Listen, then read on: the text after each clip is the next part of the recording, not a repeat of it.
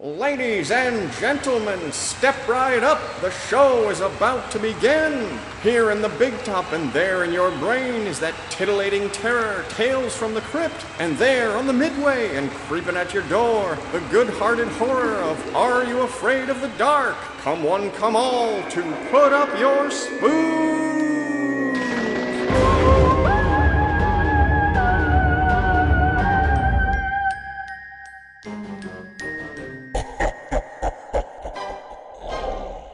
This week's theme: carnivals. So, what was the deal with this? We've been hearing so many Zeebs, and we just needed to really get that Zeebo episode out there? I've been wanting to do another Vink episode for a while, and you've been teasing me with this whole Zeeb concept.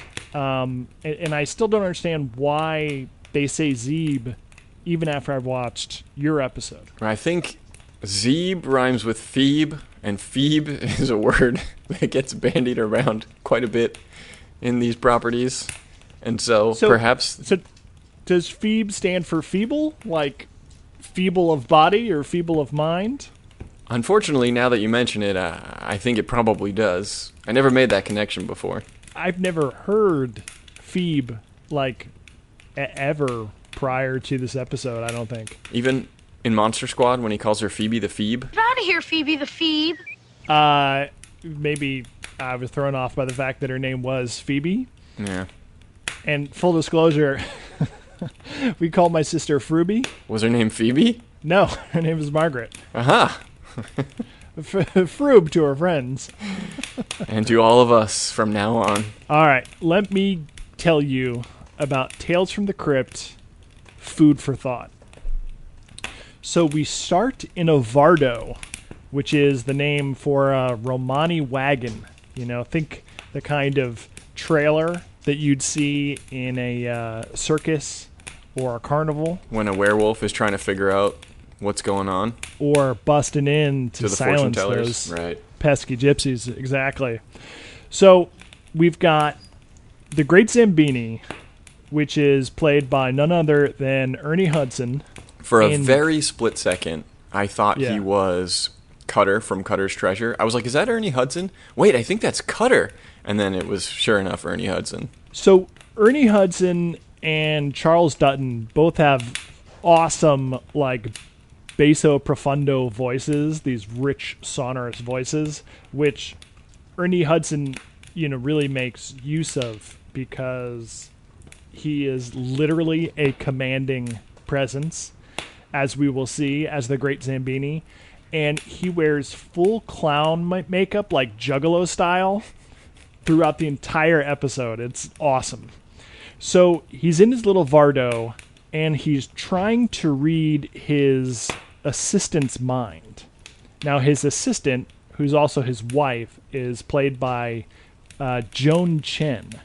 And so her name is Connie, and she's tired. She doesn't want to do this, but the Great Zambini insists on, like, focusing and, like, drilling in and reading her thoughts. He says he wants to taste her mind.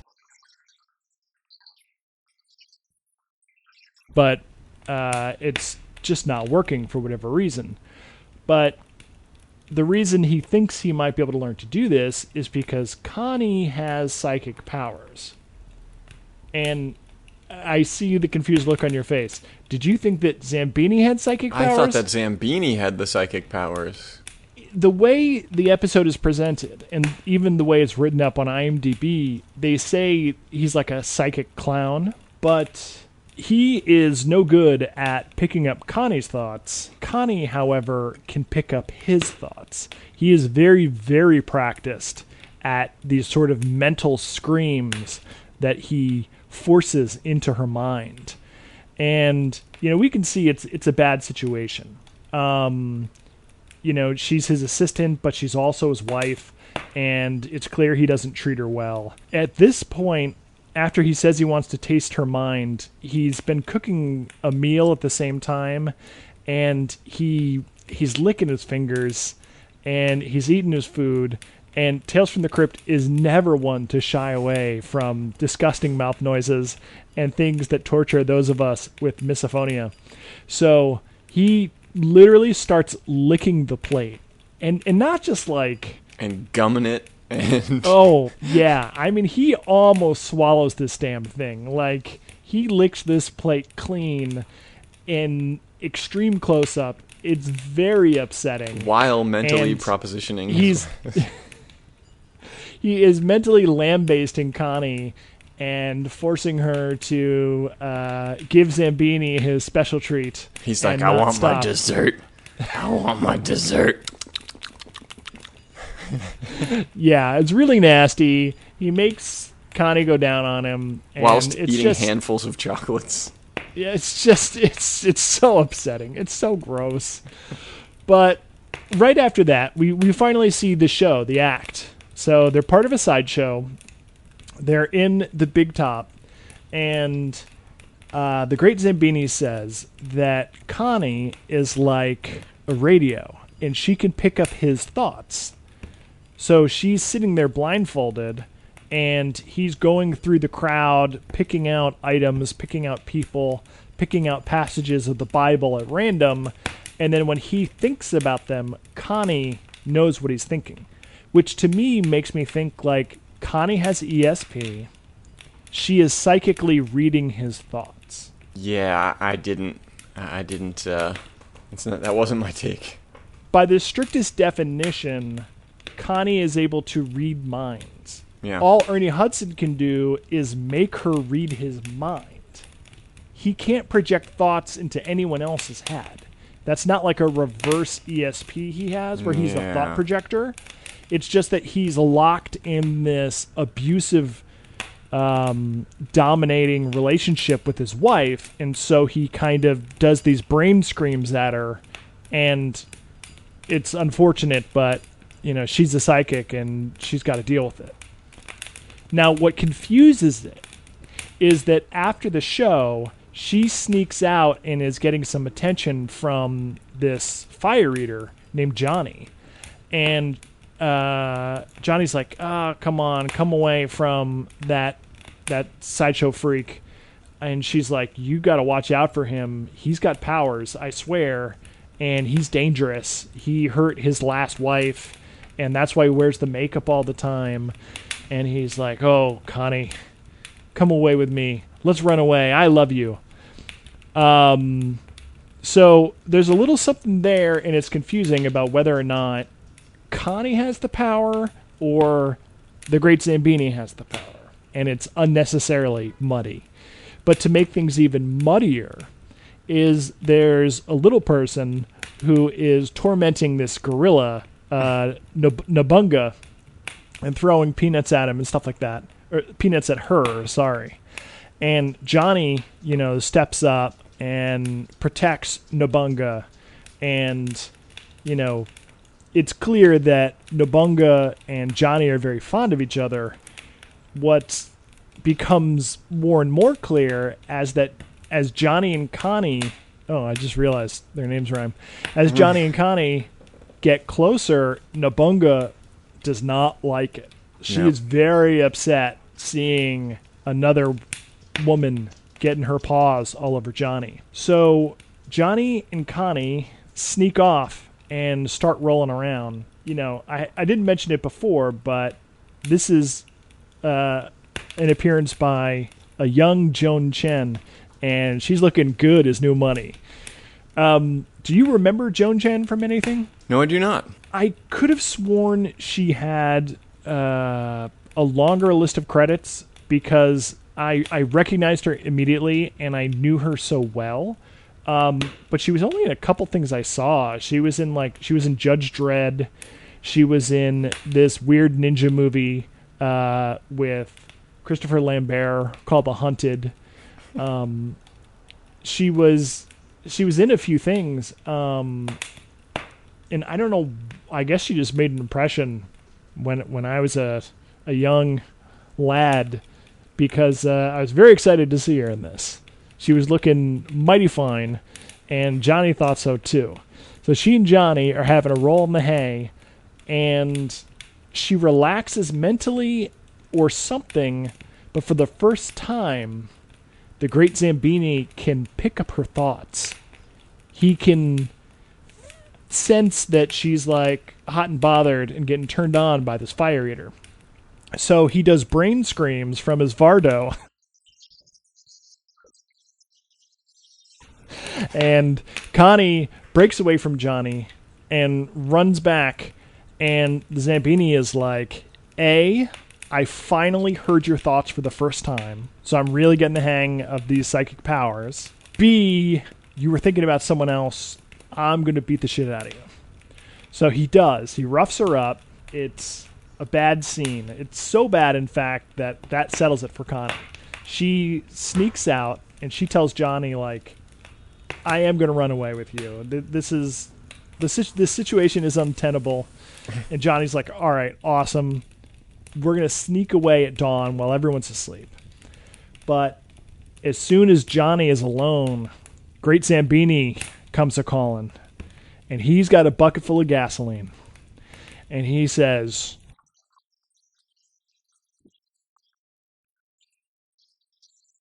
he throws a bucket of gasoline all over Johnny, lights him up. Johnny goes down in flames. Nobunga the gorilla is heartbroken, out of her mind with grief. But Great Zambini's on top. He's loving it.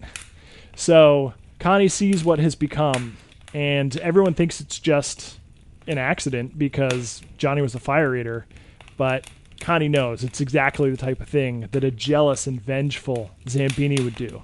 So she goes in, she tells him off, and he starts brain screaming at her. And he's like, you cannot leave. You're mine. And she's like, not anymore. So she leaves, and Great Zambini is all sorts of put out. So he starts hitting the bottle. He's drinking, and then he's like, you know what? I have psychic powers. She can't get away from me. So he uses all of his energy to blast out his most potent psychic screams. And then he hears a faint voice saying, yes, I hear you. I'm coming. And so he's like, oh, good. That's right. Obey me. Come on home. Only to realize that Nobunga the gorilla has broken out of her cage, smashes in through his little wooden Vardo, and she says, she grabs up his butcher knife and pounces on him, which, like that, they need to make like a gif of that, of a gorilla in like a little pink dress with a butcher knife jumping on Ernie Hudson. Cleaver, point of order. A cleaver.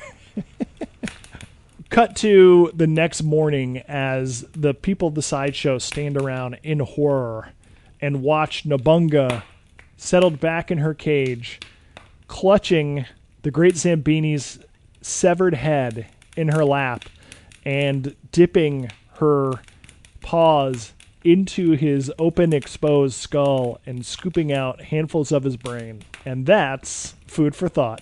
I guess she was psychically controlling the gorilla, which lends credence to your theory that she is the psychic. Wait, you thought Connie was controlling Nobunga?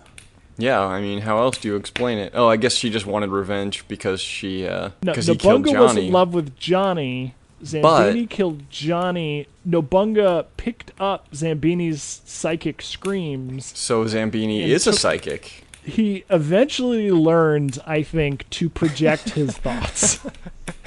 Because the gorilla says in Connie's voice, I'll get you, I'll eat your brains or whatever. She says it in a soft, feminine voice. We don't know for sure it was Connie's voice. I suppose that's true. What a strange episode. What a great episode. Quite strange. I gotta call out the Crypt Keeper at the end. Crypt Keeper was really going the extra mile to make some dentistry puns work. But one that I sort of appreciated was he said, you should have a brain muffin. It was just... Because that has a lot to do with me. your teeth. I couldn't get past the fact that he was a dentist. What did that have to do with any of it? It had nothing to do with anything, but, you know, the Crypt Keeper likes to keep busy. He lives by his own rules. Doesn't the Crypt Keeper usually do a shtick that's like a little bit related to the episode? You're right. There's usually a tie-in. And yeah, sometimes it's related. Sometimes, he's got to make a buck on the side, and so he does dentistry. What I want to know is who goes to the Crypt Keeper for dentistry? Maybe they went seeking the bordello of blood, and then they got strapped down and dentistized. Speaking of the bordello of blood, the little person we mentioned previously in the episode was played by Phil Fondacaro. That's right. This guy is legendary. He's been in everything. He was an Ewok. He was in Willow. He was in Ryan's favorite Garbage Pail Kids. I do love it. His horror cred runs deep. He was in Phantasm 2, Hellraiser Bloodlines, Tales from the Dark Side, Bordello of Blood. And do you remember that movie we watched, The Creeps, a.k.a. Deformed Monsters? I don't remember. A couple of years ago, for a Halloween movie party, I found out about this movie where all the Universal monsters were played by little people, and I had to go to Vidiot's to get this special copy, and it was a whole thing, but it was like this really terrible, cheesy movie where someone does a ritual experiment to try to resurrect Dracula, Frankenstein, and the Wolfman, but he gets the math wrong, so they all come out as little people. Do you not remember this at all? No, not. I have zero memory of this whatsoever. It wasn't the most memorable film, but Phil Fondacaro played Dracula, and on his IMDb page, it lists that he is the shortest Dracula ever to appear on screen. Shorter than Little Dracula? Shorter than Little Dracula. That's hard to believe. Get out of here, Phoebe the Feeb. Well, that leads us clearly and smoothly to my episode. Are You Afraid of the Dark? The Tale of Laughing in the Dark. It's the most fun in the park when you're laughing in the dark. Oddly, and I don't think this ever happens in any other episode, we start in the middle of the story. No Midnight Society to be found. We hear Betty Ann telling the story of this carnival, and she has a line that I particularly love where she says, "And stuff up on junk food." And I've never heard that expression, but I liked it. It's something Feebs say. Yeah, and Zeebs. Feebs and Zeebs love to stuff up. So we eventually do cut out to the Midnight Society, and this is how we find out that Kristen has a crippling fear of clowns. This is a clown story. I hate clowns. So everyone's giving her shit, including Eric, who calls it bozophobia because that guy sucks. This is like our 6th episode in a row where Kiki is just being a royal bitch. Dude, that's her way, It's how she shows her affection. It's her love language. I will not advocate for violence aimed at minors. I just think that someone in the Midnight Society needs to slap the shit out of Kiki. I'm sorry. Eventually, Frank and Kiki do leave the Midnight Society, and they say they quote-unquote move away, but we don't know what actually happened to them. I hope they get shanked in the woods or They're something, buried in those pine... They are awful. Yeah. I wonder how many members of the Midnight Society are buried in those woods. Credit where credit's due, Kristen decides to stick it out and listen to the story, and I think her acting is the best in the entire episode. Story within the story included, and Midnight Society included. That's not saying much, except Aaron Taggart is in this episode. Aaron Taggart. Well, we've finally said his real name out loud, because he's not playing Dr. Vink in this episode, so we can invoke his human name. So Betty Ann starts for real telling the tale of Laughing in the Dark. We start with Weege, who I assume is named Luigi, and they call him Weege for short, or Ouija for short. Or he was a Feeb who got too many wedgies. He was a Feeb and a Zeeb and a Weege and a Dweeb. Weege, his little sister Kathy, and Weege's friend Josh are having... I'm going to say Weege a lot, so just buckle up. They're having the time of their lives at this crazy carnival until they come upon the spook show, and they're all too afraid to go in. Weege says weird things happen in there, something to do with a clown. Josh calls them chicken, does some bok. And he's about to go in to prove that he's no chicken when whom should appear but not Vink, Aaron Tager, playing the sort of carnival barker in charge of the spook house. And he is smooth shaven. Smooth shaven, close cropped hair. Gone is the wild woolly mane that we associate with Dr. Vink. And he says, Pick the right door and you go free. Pick the wrong door and there he'll be. So Josh is rightfully creeped out and decides not to go into the creep show after all, the spook house. And Vink says, don't you worry. I'll be here if you change your mind. I'm always here. So a little bit later, they're hanging out in Ouija's amazing hockey-themed room. I don't know if you really clocked it, but It was the most Canadian thing that we've seen yet on the show. wow, that's saying something. Ouija is playing hockey like he's juggling a puck and putting it into a hockey goal. And I thought they were going to pull back to like an auditorium or an ice rink or a rec center.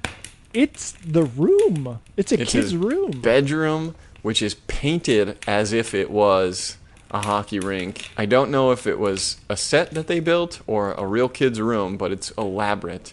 However, there are some football posters on the wall. And I like to picture his parents being like, God damn it. We built you this incredible hockey room, and you dare to sully it with your bullshit American football posters. Or he's so obsessed with hockey that they're like, We got to put some this football kid, posters up. this kid is never gonna make it as a pro. We got to broaden out his interests. We got to break it to him easy because he's at his heart a chicken. Bark, bark, bark, bark, bark. Was Weege the psychic? Was his parents the psychic? We'll never know. Weege and Kathy have done an assload of research about the spook house, and they figure out that Zebo was a real circus clown that stole the bankroll from his circus or carnival or what have you. He ran into the spook house, but at some point he threw away his cigar because he was always smoking cigars, and he burned alive, and so his ghost haunts the spook house. Josh gives the two of them some good-natured ribbing. I bet he likes to trap small children inside. And tickle them! Tickle, tickle, tickle! He's just being like a big brother, basically, even though he's not her big brother. And then she fucking smashes him in the face with a metal trash can lid. Don't mess or I'll bung you in the head. Weege and Kathy are the villains. Josh, the quote-unquote bully, I gotta agree with you here. He's the hero of the story. He's just telling it like it is, A. He's paying attention to Kathy when Weege won't bother giving her tickle monster fights, and so on and so forth. Yeah, bullies rule. Although I'm not sure if you want your friend giving your little sister tickle fights. Oh, they're preteens. It's fine. They start giving him shit again about going into the spook house, and he says he'll do it. But when they get there, they say, hey, he could just wait right inside the door and then just come out and say he went through. Kind of like I did that one time, as described on the 60 Minute Back podcast. This must have hit you. Wait. Did you see I must have got the idea from there. before you hid out in the alcove of the spook house? The timelines are hazy. So Okay. he says he'll do the whole thing, and as icing on the cake, he'll get Zebo's nose. And just to make it interesting, he makes a little bet. If he gets the nose, Weege has to wear it for a whole week at school. So Josh goes into the spook house, first making it past not Vink, who gives him some other song and dance. Then he weaves his way through some Frankensteins, some Draculas, some headless corpses. Eventually he makes it to a gigantic fire-breathing dragon that has no safeguards around it whatsoever. It has surely burned attendees in the past and surely will again. This funhouse has a dark history of someone burning to death inside of it. You'd think they'd at least put a fence in front of the dragon that shoots fire out of its mouth. It's possible the fire is ghost fire. It is possible. What I will say, perhaps the most fantastical, least realistic thing about this whole scenario is that you could go through a haunted maze one or two at a time. I mean, again, going back to my own story, I was in there all by myself. So it is possible in a small town carnival. Yeah. Well, A, kids were afraid to go in for the most part. B, it was freely open 24/7. Yeah. So I guess anyone who has ever wanted to go through could go through as often as they wanted. So yeah, you're drawing too much upon our present Universal day Studios Universal Halloween Horror Studios Nights, yeah. experiences. Yeah, 3-hour waits in line to go in with 100 people at once. At this point, Josh is getting a little jumpy, and he encounters some funhouse mirrors, and he's goofing it up a little bit because they cheer him up somewhat. But when he gets to the third mirror or fourth mirror, I don't remember. Ain't it rich? Every night. Dr. Notvink is definitely watching from behind the walls. Oh no. So he gets to one of the mirrors, and instead of seeing his own distorted visage, he sees the real Zeebo the clown. But then the Zeebo disappears, and now Josh is fully terrified. So when he finally reaches the end of the maze and gets spun around in the secret door, he immediately finds the exit and is about to just hightail it out of there. But if he doesn't get that nose, he's dead meat, because Weege is gonna Weege out. I don't know. Weege is kind of a milquetoast, so I don't know what he's gonna do. But I thought this was a pretty neat little touch because, Josh was talking smack, brutally making fun of his friends about how they're chickens, boasts about going in and facing his fears, which he does, because he is actually very, very scared, but he goes through the whole thing and happens to open the right door to escape, finds the exit, but then he goes back in because he needs Zeebo's nose. Yep, that's the definition of courage. It's the definition of courage, but it's also a transgression. Literally, the door to escape this horror opened up, and he had a shot, but then he crossed that line again. And I was like, ooh, this kid is in for it. Yeah, so he goes back in, he finds the clown door, he grabs the nose, and then he kind of rubs it in a little bit. He's really pleased with himself. So he leaves and closes the clown door, and suddenly purple smoke blasts out from beneath. Cut to Weege wearing the nose and complaining like a little bitch, but Josh is like not having it. He's like, you gotta wear it. A bet is a bet. And Weege throws the nose across the yard and tells Josh to go fuck himself. And when Josh goes to get the nose, he smells cigar smoke faintly on the afternoon breeze. This was good storytelling. It was a good way to engage the senses. It occurred to me while watching this that because unless you're watching a movie in smell around, we can't smell what the characters are smelling. And so film and television is a medium where smell is translated into audio. And so whenever it's a plot point that a character recognizes the scent or smells something, they have to say it out loud. So Josh is like, cigar smoke. Like, I had a flashback to all these movies and stuff I've watched where someone just randomly starts talking to themselves because they have to let the audience know that they're smelling something, even though it's totally out of character or it's totally unrealistic, and we just kind of take it for granted that he does the it a characters lot too, yeah, the characters are going to narrate what they smell. And it just kind of crystallized it for me in this episode. So he walks away, picks up the nose from the ground, and as soon as he does, smoke pours out from behind the house. So that night, Josh gets home to find his parents out on the town without him. He puts spaghetti in the microwave and grabs a big bowl of pudding, but he hears a door creaking somewhere in the house, and he drops it all over the floor. The phone rings. It's Weege. He's calling to apologize for being a little punk.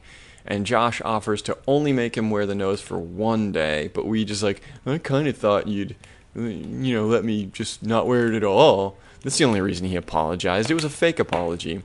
And Josh is like, no deal, fucko. And then he hangs up. But we see Josh's sin, which is that he was scared and then he was relieved to hear his friend's voice. But he's just that cockiness. He's gotta dig it in. That's because he's right. How dare you side with not the bully? I will never side with not the bully. So the phone rings again, and a grizzled voice says,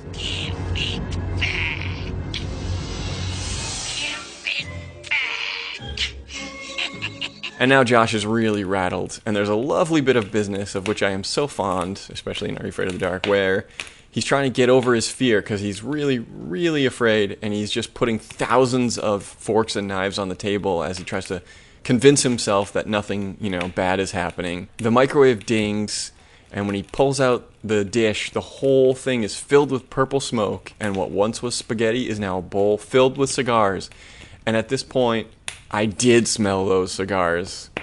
That was a perfect visual to represent smell. When he pulled out a fork and a knife and he's talking to himself, he's trying to talk himself down from his irrational panic, and then he keeps pulling out more and more forks and knives, as you say.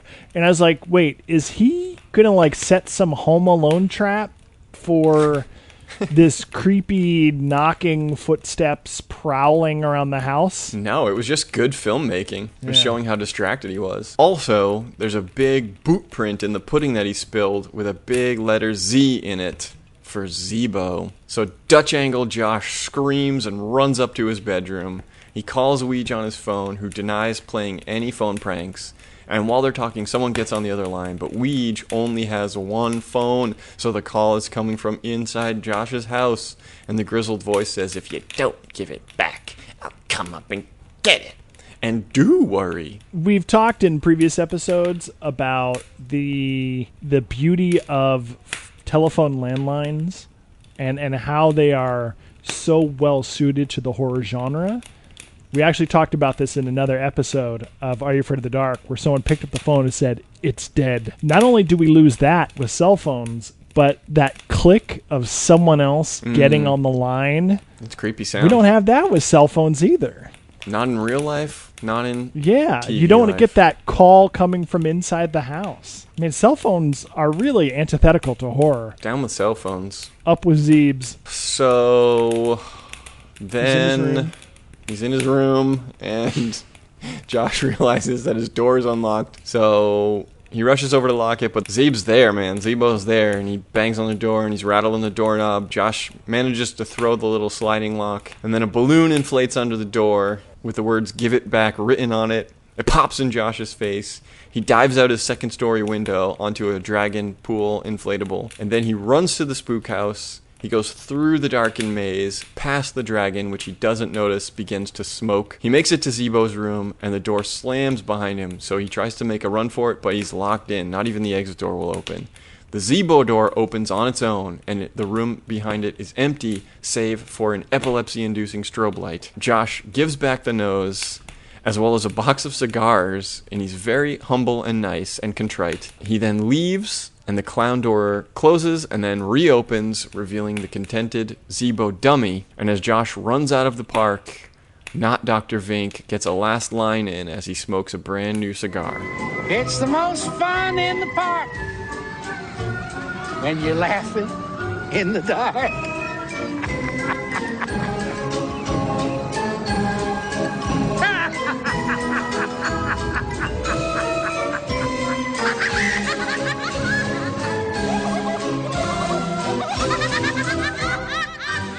The end. My biggest question is, where did Josh get the cigars? He jumped out of his house with nothing, so he didn't steal them from his dad. We do know that he has a bowl of spaghetti that became cigars, so I don't know if he was able to toss those in a box. Those were brand new cigars wrapped in plastic in a beautiful, untouched cigar box. Now, I have heard that the drinking age in Canada is lower. Yeah. Perhaps the Can smoking kids age is 14. just go in and buy a box of cigars? I mean, I wouldn't be surprised if that's the type of thing where they're like, no kid would want to smoke 40 cigars. Yeah, sure. You can bring The these to cigar your... smoking age is 14 in Canada. I think the reason that this episode is so famous is it was shot as a very compelling horror story. Totally. I mean, the camera moves, the cinematography, the editing and pacing, those scenes where Josh was home alone and he was just hearing things and his home was slowly being invaded, and that sense of dread was building, down to the boot print in the pudding on the ground. So many great touches. Yeah, it was a metaphor for him pooping his pants. Yeah. Sorry, my lad. I didn't mean to scare you. You want to get into some ratings? Let's do. For Tales from the Crypt, food for thought, time to shrew, not applicable. Because Connie, unless you count the ape, was... apes do not make for good shrews. And Connie was innocent. Body count, 2. Shock factor, medium. Seeing the gorilla break out of its cage and murder a man with a, what was it, a butcher's cleaver. Knife? A cleaver. Gross factor high. Oh, very high. Yeah. First, you have a gorilla eating a brain out of a severed head. Worse, you had Ernie Hudson licking that plate. With red makeup all over his face. Lingering close up. Yeah, that was just so awful. What the factor? Pretty high. Yeah. It was hard to tell what was really Psychic clowns. going on in this episode. Psychic clowns, or sending thoughts or not thoughts, and the gorilla, was it psychic also? Yeah, pretty high. What the factor? It certainly had an Vink agenda. Factor High. Yeah, Vink factor high. Van Damme Ernie was Hudson. what was his clown name? the Great Zambini. Zambini. Oh, I wasn't even close. Yeah. Anyway, he was pretty vinky. Zambini was pretty darn vinky. Theme of Carnival, 100%. Totally 80s, low. I didn't really get an 80s 0%. vibe off of this. Finally, you didn't try some lame excuse to shove 80s in there. Oh, well, that particular brand of clown makeup was only available in shops in the 80s, so... Now that you mention it, I could do a little more research. That sounds like a fascinating potential avenue. But if you lose, you got to wear the clown makeup for a whole week at school. Lesson learned, don't leave buckets of gasoline around. Yeah? Watch out for abusive relationships. Sure. Those will get you. That's just common sense. And don't keep apes in tiny little cages. Yeah, that's just cruel. Okay, Are You Afraid of the Dark? The Tale of Laughing in the Dark. Time to Kryptonite. Not applicable. Body count? 1? 0. I mean, we saw 0. We saw the article of Zebo dying in the fire. It was kind of an off-screen death, but like we saw his picture in the paper and everything. It's as close as you can get. He was alive in the picture. True. I'm going to round down to 0. Scare factor? I think high. Yeah, this was a well-shot episode, worthy of its legendary status. Mm-hmm. Gross factor? The bowl of pudding was pretty gross. The bowl of pudding. I think the bowl of cigars was a little gross. Yeah, also upsetting. Yeah, I don't know. Medium gross. All right, medium gross. What the factor? Low. Yeah, pretty straightforward. Pretty straightforward. A simple story well told. Vink factor. Again, I mean, Aaron Tager and Vink are inextricable. And he's like, well, he's leering, he's like endangering children. He's him. His teeth are all gross. He's barely in it. I mean, he's sorely underused. He has at least 3 scenes that I can recall. Nothing on the par of a Vinkasode. At one point, he dresses like a ghost clown, and it's his voice on the phone. I'm going to push back and say Vink Factor was medium at best. Medium well. Because you were the one who was saying that Zebo is not Vink. Yeah, but this is your 80s thing all over again. Just because he's not Vink doesn't mean he doesn't have a Vink factor. I mean, Van Damme isn't Vink either, but Vink factor high. Zamboni. I would say the Great Zambini brought it with more ferocity.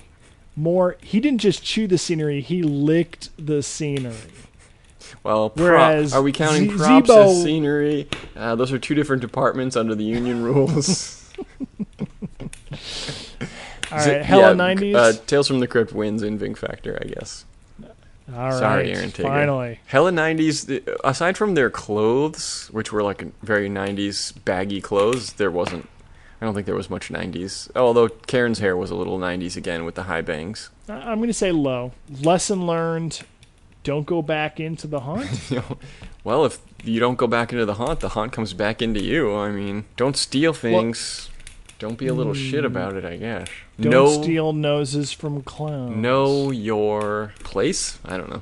Oh, here's the lesson. Don't mess or I'll bung you in the head. All right. I think the winner for the Carnival episode has got to be Tales from the Crypt. No, according to our ratings, it wins. Tell me about this spook house you went into. Were there any live actors in it? There were no live actors. It was a Casper spook house. It had a big painting of Casper on the top. Like in this episode, you saw like the Frankenstein and the Zeebo all paint and the dragon all painted on top of the. It was a trailer, so it was like one of those ones that you tow on a truck and set up. Yeah. In a vacant lot. It had Casper and friends like all painted on the top.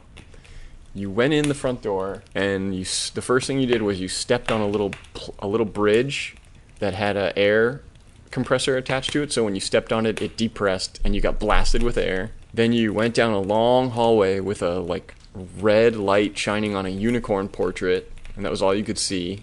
And then you had to go around a corner. And then when you went around the corner, it was, I don't really remember too much more clearly beyond that. There was definitely, like the little alcoves that would light up when you stepped in a certain place with a monster in it, and etc. and so on, and then until you eventually reached the end. But it was terrifying, right? It was terrifying. The bridge that shot air at you was like visible to the outside world, so you could see everybody screaming when they went over it and stuff.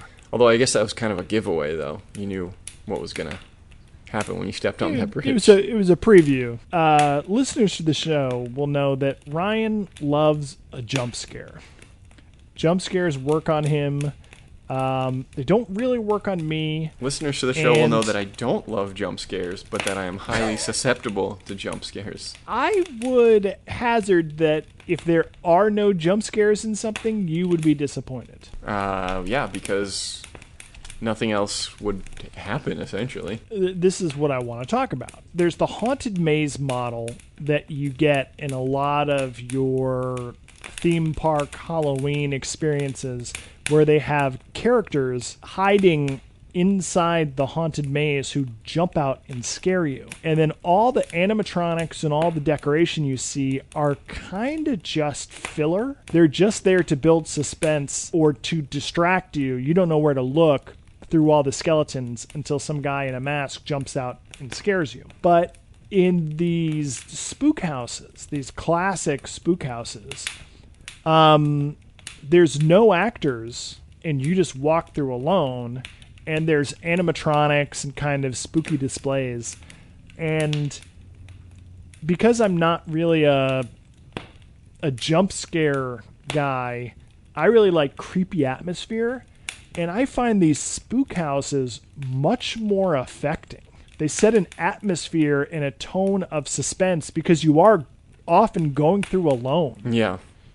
Something that you could never do in a modern haunted maze. Well, the thing that scared me about that Casper truck was not the animatronics that jumped out. It was the long, dark hallway with a unicorn mural bathed in red at the end, where I didn't know what was going to happen when I rounded that corner. Yeah, I mean, it's essentially all suspense, minus the occasional animatronic. But on top of that, there is a carnival aesthetic, which is that things are a little bit worn down.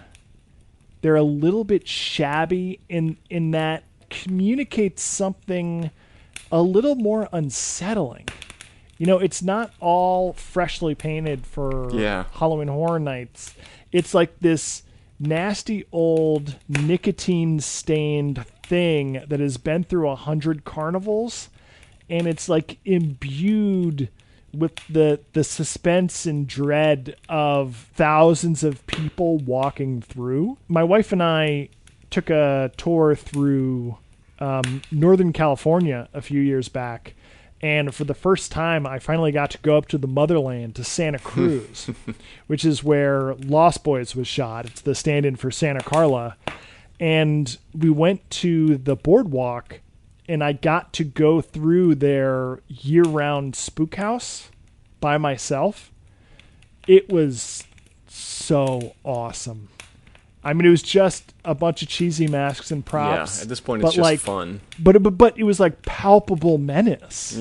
It was freaky in a way that, you know, a lot of haunted mazes are not freaky to me. It's the most fun in the park when you're laughing in the dark. Jeff, I want you to concentrate. I'm going to send you a message over the psychic airwaves.